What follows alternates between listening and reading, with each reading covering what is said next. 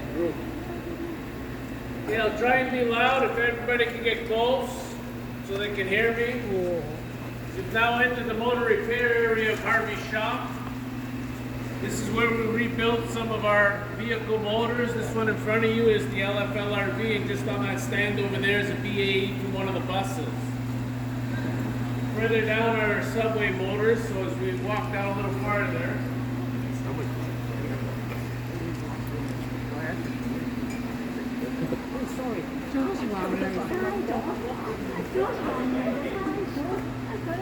Here we have our T1s and TRs.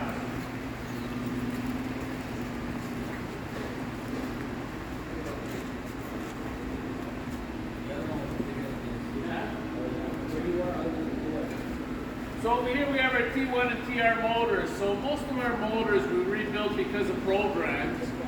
So the T1s, which are the oldest subway cars, went through the 20-year overhaul. TRs are presently going through the 10-year overhaul. And our streetcar motors, which are LFLRV, are currently going through our 8-year overhaul program. So we like to overhaul these motors as preventative maintenance before they fail in service.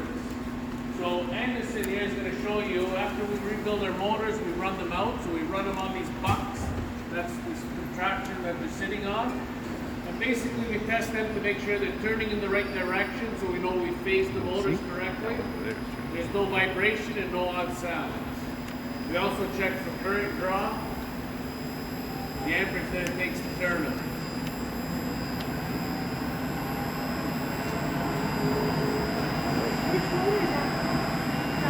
That one there is a T1. It sounds like a subway. Yeah. So that's how those trains got their distinctive pop, eh? Thanks, Anderson. You're welcome.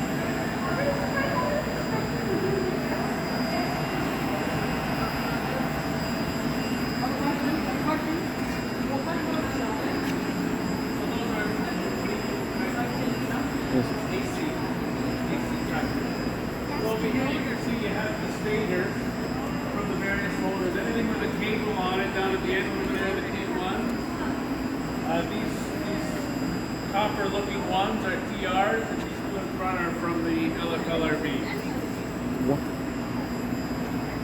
So they go through various testing. You can see these ones here have been dipped. We have a dip room where we dip them in varnish, and then we bake the varnish onto them. And that's to protect them from shorting out.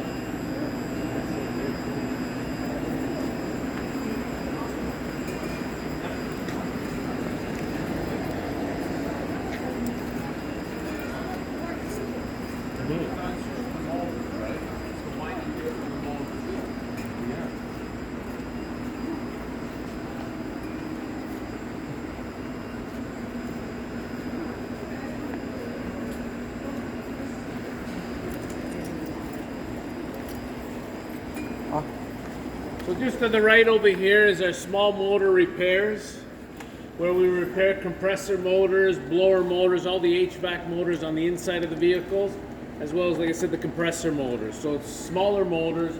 In the back room, we do rewinding. So if the stators get damaged, we actually rewind all our motors over here. We have vacuum impregnated dips where we dip them down and they get vacuum impregnated, so all the air comes out of the windings and the varnish gets in there, and then we bake them. So the dip room's back there. We're not taking you on that tour. I wonder how the motors are maintained on the historic vehicles, the ones that are not in The passenger historic service. ones were rebuilt just before we rebuilt them. So as we rebuilt those historic ones, we actually rebuilt them all. Over here you see rotors. Some of these rotors, they're out of the motors that you saw just back there. These rotors come to our machine shop area. This is our machine shop. And those motors are going to get qualified. So the shafts get polished, and the critical areas of the motor, the bearing seats, all get measured and qualified over here prior to being rebuilt. So anything that doesn't meet the specifications may go out to get plated, and then come back to us and we'll machine them down to the proper tolerances, and then they go out to get rebuilt. On the floor over here also are some streetcar axles. So these are stripped down axles. During the 8-year overhaul, we'll see further down over there, we stripped them down to this state. and then we get them magnaflux, ultrasound for cracks, and then they get qualified. They get measured for all the bearing seats again, just to make sure they're within specifications so we can overhaul them, and they go out safe.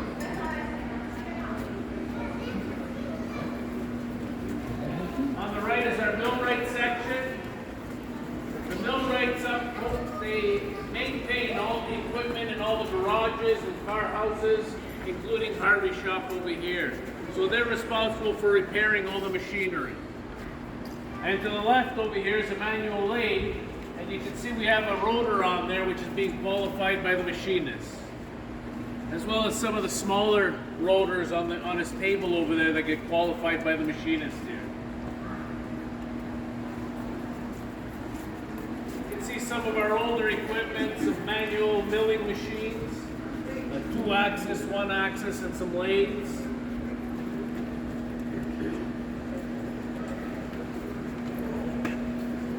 Just in the back room over there is where we rebuild the operator seats in all modes. So buses, streetcars, they all get rebuilt back there. They get qualified, the frames do, so we strip them down to the bare frames. We inspect them, repair them. If they need welding, they get welded. And once finished, they go to the upholstery shop to get upholstered, and then they go back into the vehicles.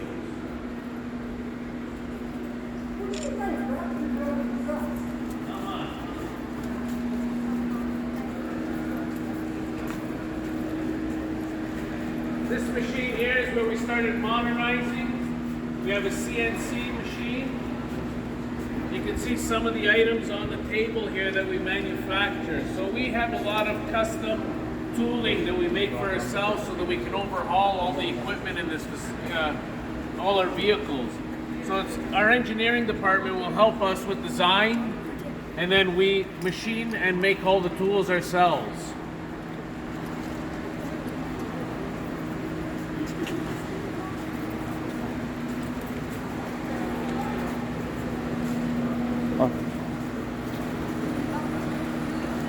Over here you have collector shoes. These shoes are on subway cars, and this is what transfers the 600 volts from the third rail, the live rail on the subways, to the motors to operate the vehicle. Just like the streetcars have the poles overhead, this is what transfers the power. They're on the rail, and that's the third rail. These are So we normally very manufacture dangerous to touch. These get manufactured, they're die cast, and then when they come here, we do the rest of the machining. We'll drill the holes, manufacture the pins, and press the pins in. Yeah.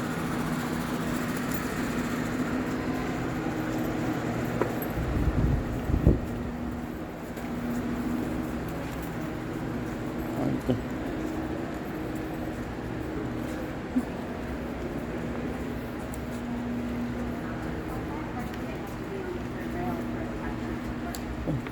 I think there's one on every car. So they're on the car as opposed to the rail?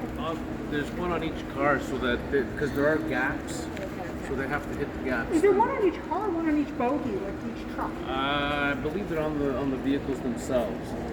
Yeah, that's So this area here, we just started up again because of the LFLRB project.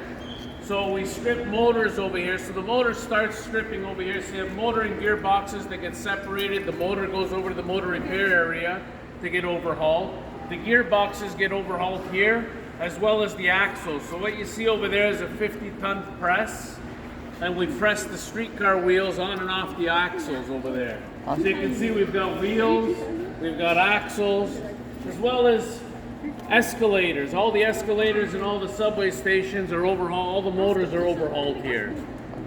I wonder how do they fix the pantographs if one breaks The underneath. pantographs are fixed over here as well. So behind you over there is our motor testing equipment. You saw one of the subway motors run out. Over here we have a little bit more modernized equipment, so it's all computer controlled testing for the newer vehicle. So Julio is going to demonstrate one of the motors. Oh. Whereas the subway we have to do a lot of manual measurements. This thing here does it all for us. As well, the other booth over here tests the motor and gearbox together as a combined unit. And that's the TR. This is the LFLRB. Okay. That's a streetcar motor. the LFL or the TR motors, would they be tested here or over The there? TRs are over there. That's the Subway TR. Toronto Rocket. Thank you, Julio. Stick your way down.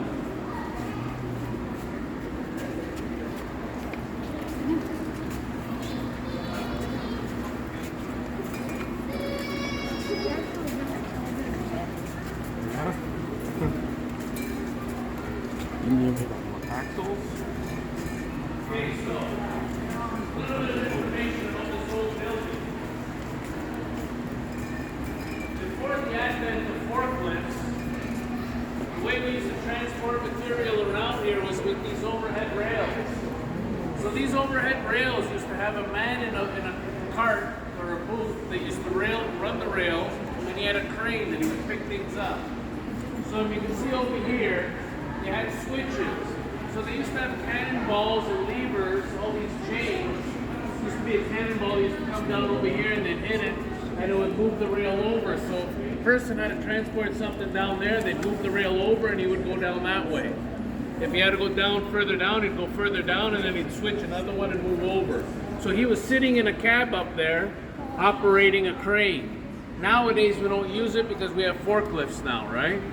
We still use the overhead rail system for cranes, but no operator inside them anymore. Okay?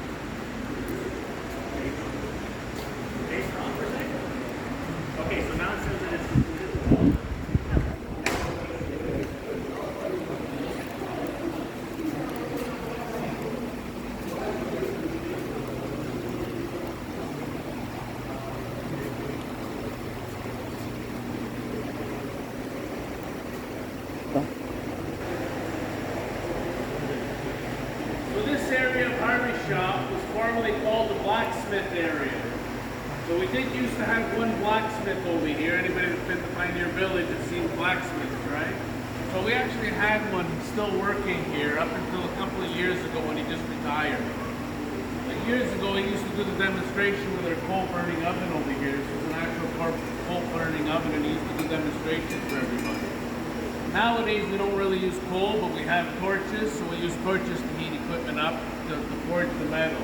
You can see some of these pry bars in here were forged over here. But like I said, now we use torches instead of the coal oven. The position is no longer called a blacksmith, it's a metal fabricator, so the name has changed to come up with the times. No sword forging here. Yeah. They have some equipment over here that used to be used by the blacksmith. You know, he pulls material out with those tongs and he uses the anvil to shape them. What you see on that anvil right there is one of the forks that they use to pull the switches on the streetcar truck. So we manufacture those here. As well as a few other things, a few other pieces of tidbits over here. We make some of the stanchions, like the bends, the custom bends, as well as tools that they use on the garage.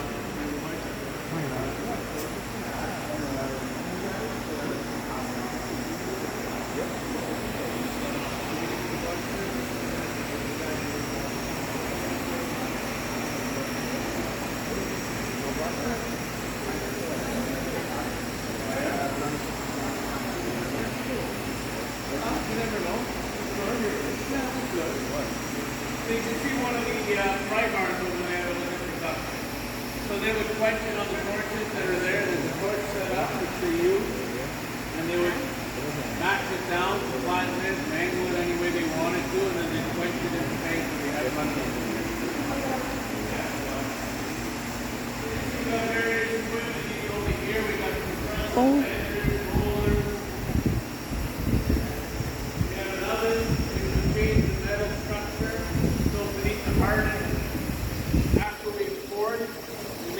harden the tool. So we have ovens over here where we can change the metal structure just by heating and wetting.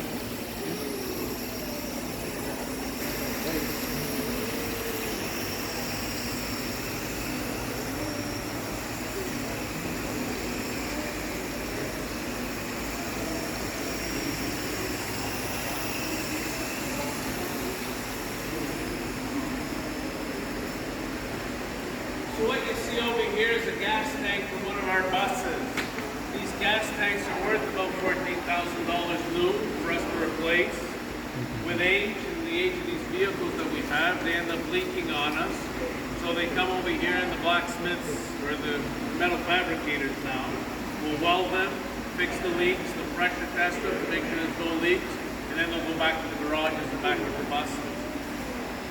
Before you over there, one of the stands that we fabricated here, our engineering group will design stands based on our needs, because we can't purchase these skids to move equipment like motors around. So our engineering team designs them, make sure they're structurally sound, and our metal fabricators here will manufacture them for us. And then the painters will paint them. Also, our pipe racks tend to get damaged quite often on our buses. So our metal fabricators here make them mat, weld them, and put them back in the service. They too are fairly pricey. They're about $1,200 to $2,000 for a pipe rack.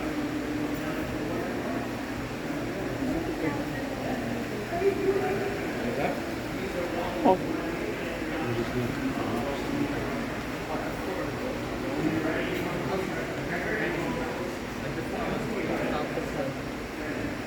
This is a welding simulator. We currently have somebody being tested. So right now we can make that view the results and they'll populate they want a couple criteria, which is your contact to work distance, your travel speed, your aim, so you went a little bit to that. And then it can replay what you actually did on that day. No, yeah, it did very well. Someone want to try and step up? Sure. You're lucky for me. Sometimes we will do cost estimates on parts. And well, you got to make sure. I'll show you where about area. I want to see it all on the screen. And so you can see it on the screen. Can you see the screen? We'll always do a cost estimate. You can't see the screen? You can. Okay, good. You got it right now? You want to look down to the floor a bit more? Sure. That. So look down to the floor a bit more. Right there. You want to make sure that you see that yellow dotted area at all times. Put it in your hand. We've done big versus buying motors. So go up with your hand a bit more. Yeah, right there. That's the trigger. And when you push that, that's when it starts to cross. You want to be about like that. Angle. You want to travel about that. There was times when we'll make things because we can't get them outside either. So when we were doing the LFLRB, we were installing the AVL system on them, the tracking system for the streetcars. There was a bonnet up on the roof that was being manufactured by the company that designed the AVL system. They couldn't get it fast enough for us for our production needs. So we started building it in-house. And we ended up being cheaper. We could build it cheaper than we were buying it from them. So we just continued building. I guess in that case, you do have to get the license from them. What do they say? Or no? Okay. It's just a, As long as we don't ask them for drawings, we reverse engineer everything. Oh, it's ready. Pay for a license. We reverse engineer a lot of things here. Right? What? Some things maybe that didn't work out that well for us. The failure rate was high. We'll reverse engineer and try and make it better, and we'll manufacture in-house. I wonder how long motors will last before you have to replace the Well, whole those are thing. 20 years, some of those subway motors, right? The TRs are going on 20 years. What? T1s. TRs are 10, aren't they? TRs are 10. Or a lot of times people T1s are over 20, they're going on to 25 years now.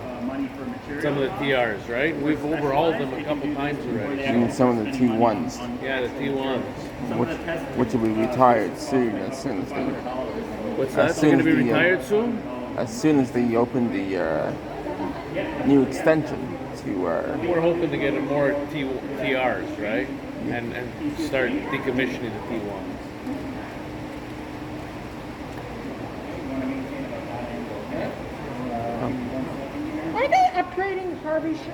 Harvey shops to take the streetcars as like a regular car house with the Yes. new order of the new 60 streetcars? That is starting, yes.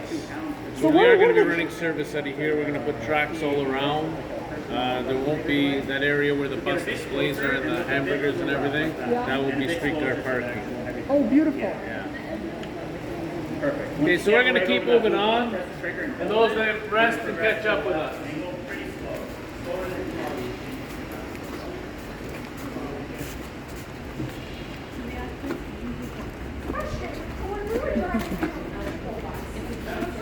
You can. Four. So the TTC. Yeah, there's some good accidents. So the TTC is in the process of procuring extra streetcars. Yes. 60 more from 60 more. Alstom. So this is our sheet metal area. So thicker gauge metal usually goes over to the metal fabricators, and the smaller gauge material comes here. We have a CNC punch for punching out metal. We have various size shears and brakes in this area for fabricating all things. And there's a demonstration around the other side that shows you some of the stuff that we actually manufacture. The original streetcars were from Bombardier, but Bombardier was bought by Alstom. So the new 60 come from Alstom, but they're identical. I know. Okay. It's not Alstom.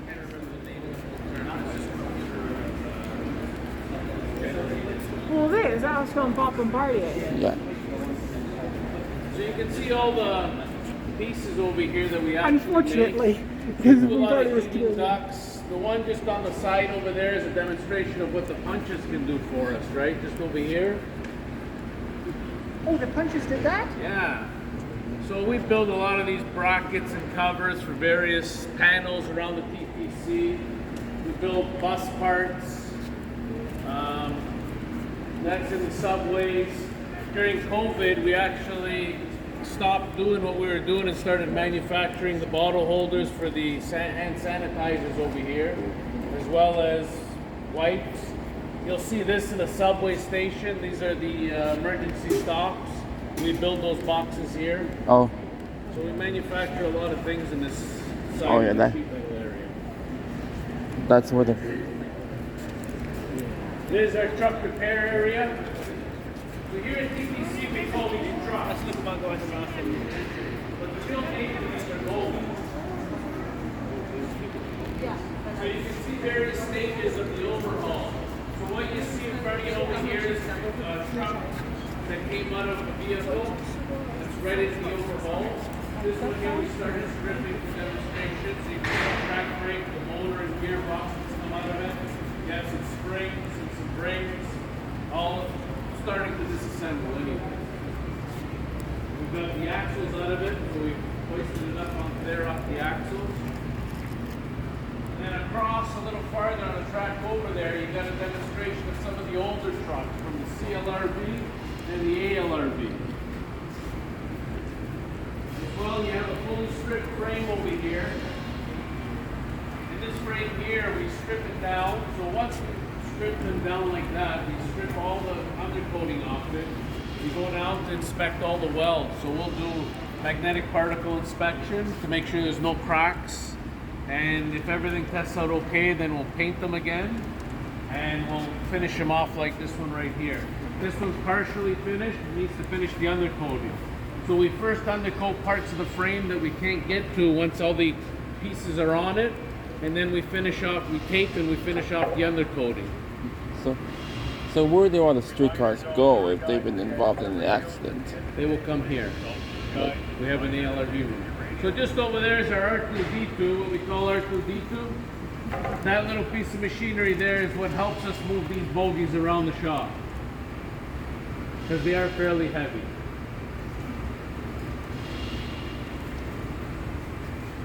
Each one of those is about 12,000 pounds, so imagine pushing that.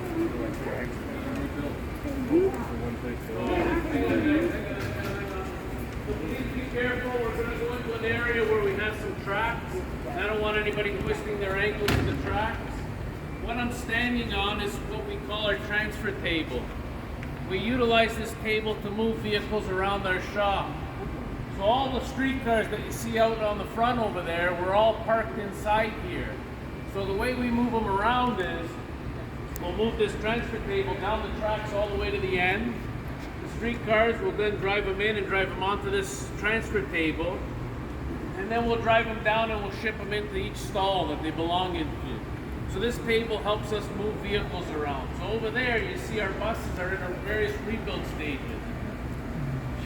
So as we strip them down, we'll take all the panels off the sides of the buses and we'll inspect all the frame members. Any frame members that are rotted will be cut out and replaced with new frame members. The body panels come back on. And then we'll put them on the transfer table, take them down to the prep area where they get prepped for painting. They get painted. And when they come out, they finish the prep area over there. They put the decals and the seats on them and all that. Do you guys put them into new body panels, or you guys need to replace yourselves, or do you get them from another bus? No, we actually have another company that actually manufactures them. This building is built on 5 acres of land. So 5 football fields. Pretty big.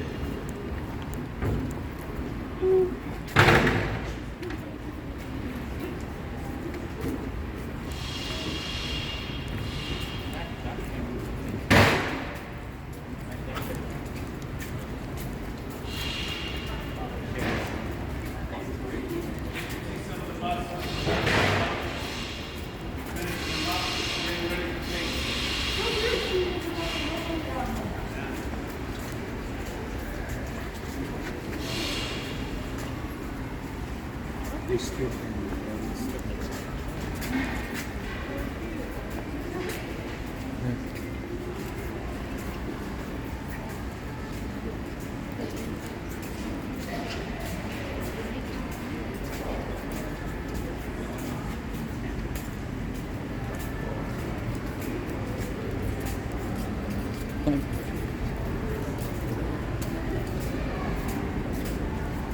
this is a little interactive area because I know some of the kids are probably bored by now.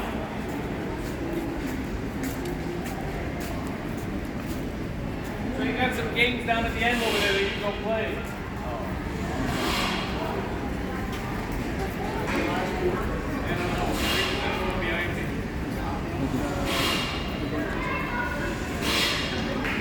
When everybody's ready, they can meet up with me here and I'll continue the tour with you, okay? So just go down to this, they can take up the tires, the ball, hot, and then I'll carry on the tour. I'll be waiting here.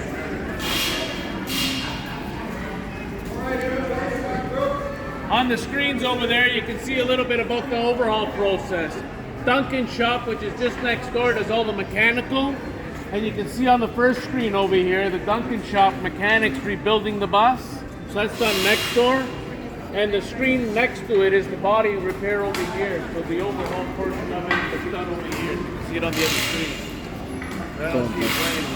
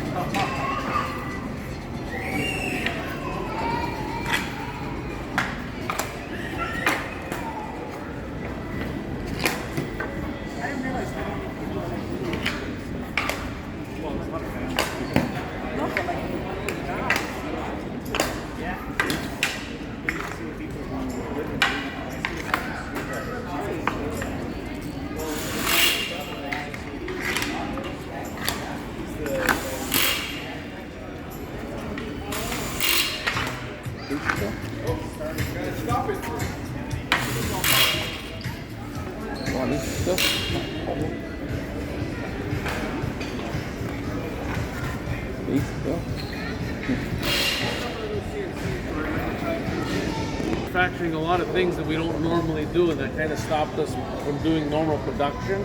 And we fell a little behind over here, plus illnesses and everything else from COVID. What happens to with the conversion of the streetcar network to pantographs? What happens to your historic fleet of CLRVs and PCCs that use trolley poles? So we're working right now with engineering to try and develop a base for them to work pantograph.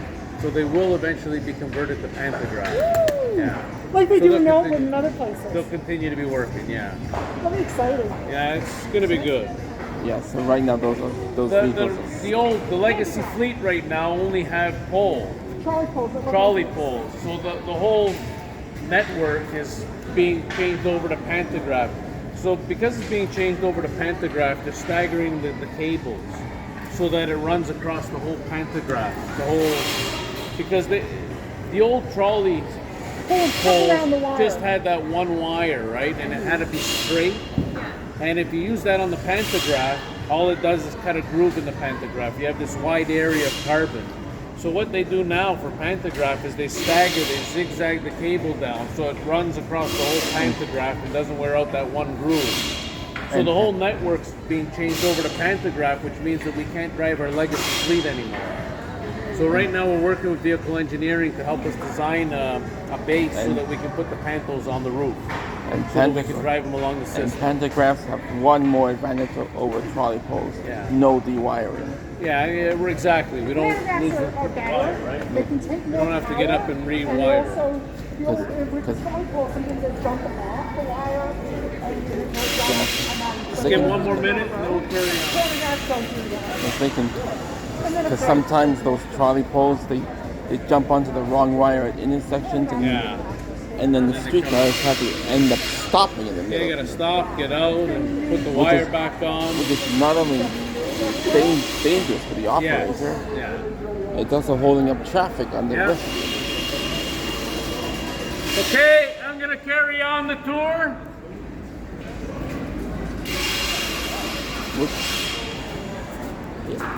Oh my gosh.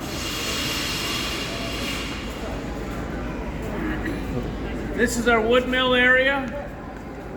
Watch your head over here, please. Oh, you're here? So again, because of the nature and how old the TTC is, we manufacture a lot of tools and equipment over here, and we have our own wood mill. So we have everything from table saws to joiners and planers. We get a lot of raw wood in here, and we manufacture, we plane our own wood. This is an example of light fixtures that we can't get anymore. So we have a pattern maker that actually makes patterns for us, and then we manufacture light covers, lenses. We manufacture a lot of things that we can't purchase anymore. It's just not available because of the age of the TTC infrastructure. Okay? I see some of those on the subways. Yeah.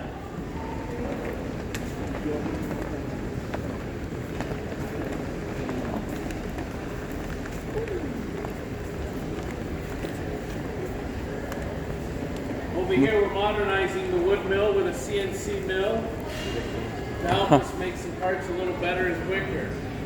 One of the products that we've made from here are some of the barriers. We've got the Lexan on here. We also made barriers for the hospitals during COVID so that they can put over the patient's heads while they intubate them, so when they spit out, they're not hitting the doctor. So we're making some of those out of here. Oh yeah. You see some of the barriers.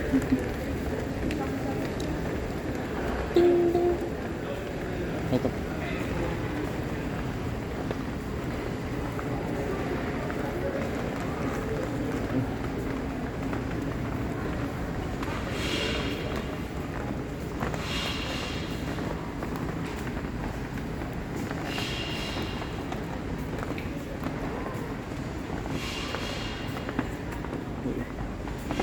Just overhead, I'll have you pay attention to the system up there. We get everybody here. Yeah.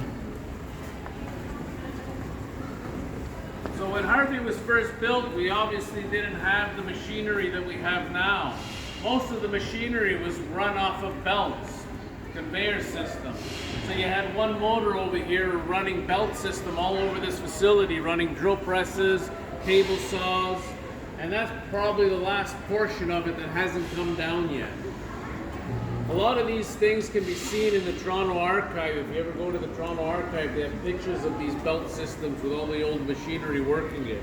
And that's probably the last part of it that's left in here that hasn't come down yet. So like it'll be continuously running, and you just like hook up, like couple your machine. Couple your machine to it, and it would run the machine. Yeah. I know it's just like running all the time. Yeah. If anybody's ever been to Dave and Buster, you see the fans in Dave and Buster that have the trolley, the cable system that run all the fans in there, right? This was a similar system that did exactly the same.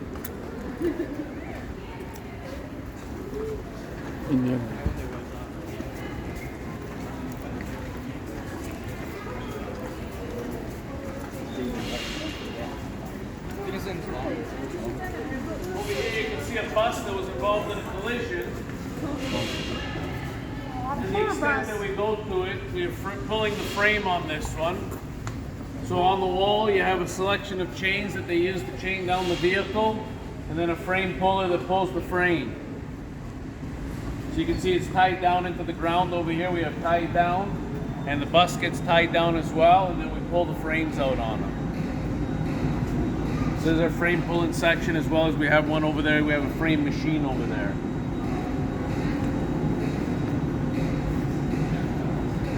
We just carry on to the upholstery section.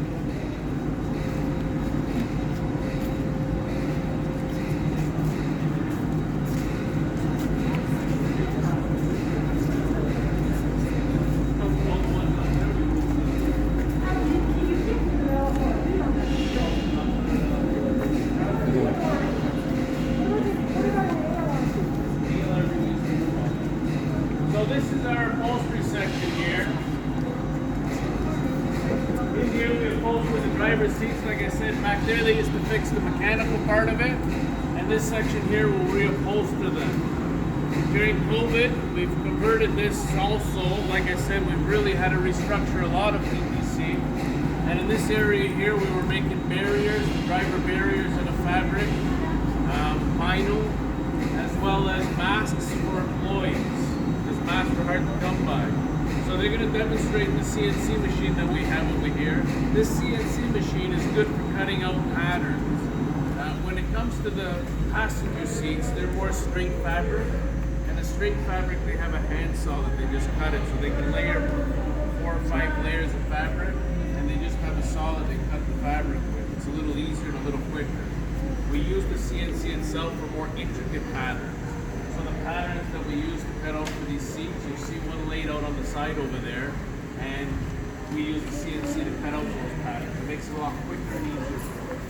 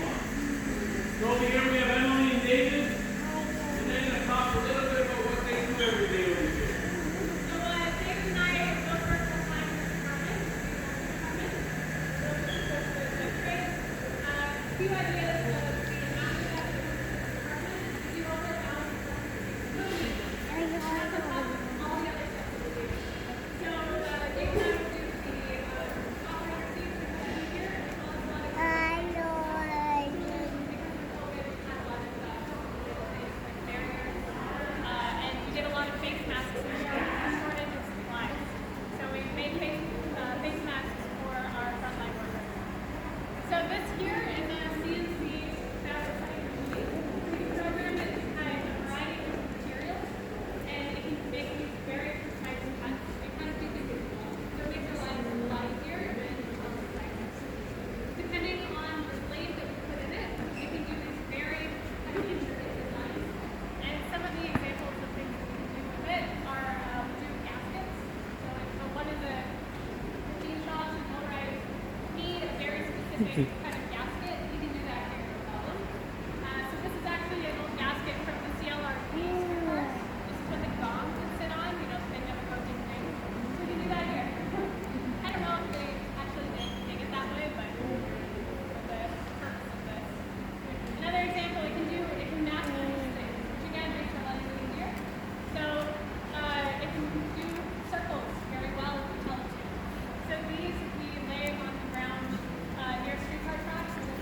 Sorry. It lets other vehicles know on the road exactly how wide the car is as it makes this turn.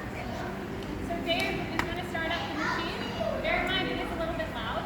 So yeah, so the machine is kind of loud. Have you ever seen the movie Top Gun? Yes. So you remember the flight, right? So it's the same thing.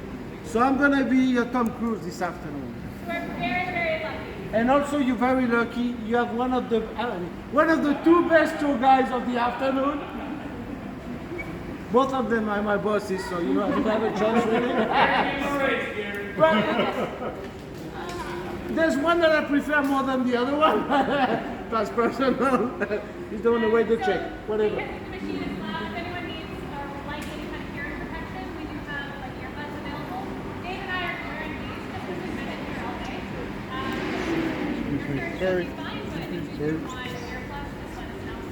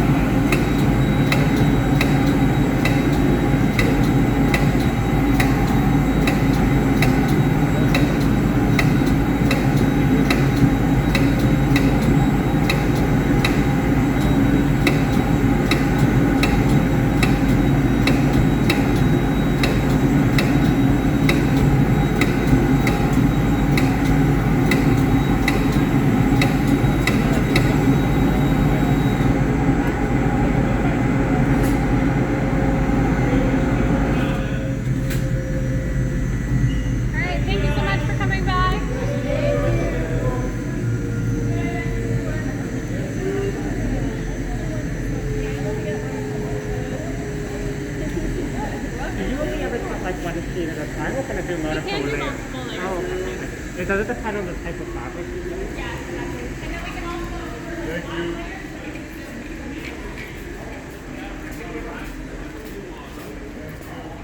So I'll talk a little bit more about that when you come down here. On the wall, all the seats that we currently have in all our modes of transportation, bus, streetcar, and subway. That's just a reference for us to know what the stop codes are over here. What happens is they'll come into our facility, worn, torn, damaged, whatever. We have a tank back there. These are water-based glue on them. So we have a tank that will dip them in a hot water tank, soften up the glue, we peel the fabric off it, and we have the floors. The floors will then go over there to get glued, as well as the fabric, to match the fabric. Employees will come and get their rack, and they'll start reupholstering the plastic seat base, and then they get shipped out to the garages, car houses, various molds. We also have a bunch of totes down there with the bolstered fabric that go into these rebuilt buses. So those are the final product rebuilt buses. So after they come out of the freight booths over here that we'll talk about shortly, final trim area where the deck goes on, insert the seats on the inside, clean the bus up before it goes over to Duncan and the engine part of the mechanic. Finish off that. And then back to the reservation. Back insert.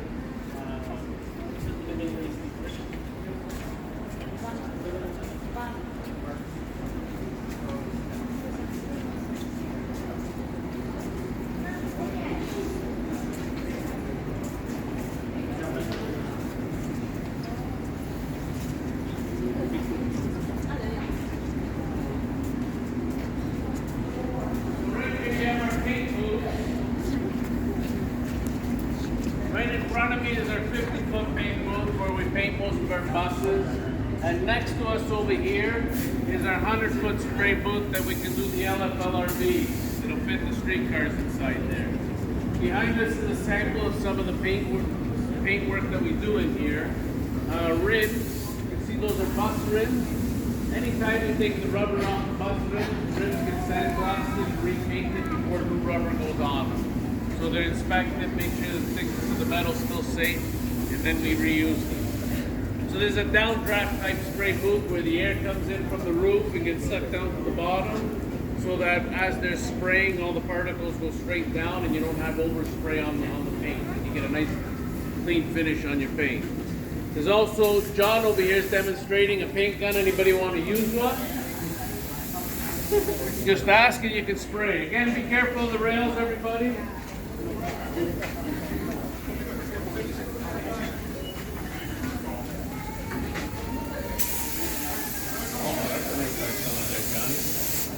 You got a nice one there. You got a winner. Thank you. You're welcome.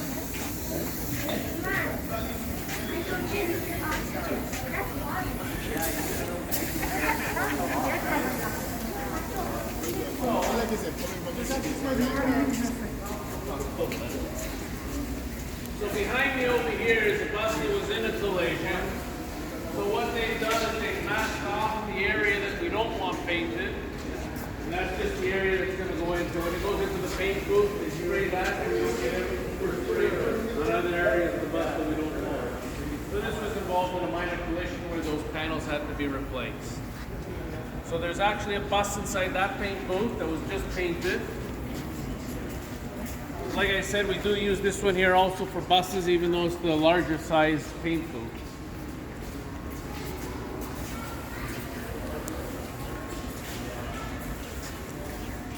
Why don't you want this car painted? What is it? Because it wasn't damaged. It wasn't damaged yet, so we're just going to paint that one area. Oh, this part of the front was damaged. No, that back panel was damaged. We're just repairing that back panel. We're going to paint that panel and then let it go. Or we have to repaint it. So this pretty much ends the tour, everybody. I hope you enjoyed the tour of Harvey Shop facility. The exit's over here. Thank you very much for supporting the United Way. If anybody's got any more questions, you can stay back and hopefully I can answer them for you. I wonder what they're going to use that CLRV for. That could be a work car, or we're going to overhaul it. We're not sure. Take care, everybody. Thanks for coming. Enjoy your day. So you're not... I'm an iron worker by trade. How would one get involved in the metal fabrication with the TTC? We're actually hiring, so we're posting positions. I think they're posting apprenticeships. We actually posted positions over here for metal fabricator. Are you a licensed metal fabricator? I'm an apprentice right now in my union. So we are looking for apprentices in there. Okay. So keep your eye out on the TTC webpage. All right. We're looking for apprentices. All right. I'll keep my eyes open. Keep your eyes open. Absolutely, will do. Thank you very much.